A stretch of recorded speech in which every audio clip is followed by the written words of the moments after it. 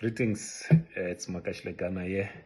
So as Rise Mzansi, we do welcome the interventions that the MEC Vuyiswa Ramokgopa has been making insofar as reforming the liquor space, licensing space in Gauteng, digitizing the liquor licenses in Gauteng. It's something that we welcome, shutting down the illegal liquor outlets in Gauteng. That's very important because just last night there was a shooting in Langlaagte that claimed the lives of 2 people. 4 people are injured when unknown gunmen entered the tavern. This is not the first time that we see this. It happened in Beggersdal.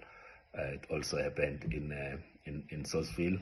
So we want to see a liquor industry that's fully compliant with the laws, and the work that MEC Ramokgopa has been doing has been quite encouraging, including releasing the report into the inquiry that showed that we've got 33,000 outlets in liquor outlets in Gauteng, but we only have 20 inspectors. So we are unable to actually check whether the way that liquor outlets are operating it's in line with our regulations in Gauteng. So the work that she's doing is very much encouraging.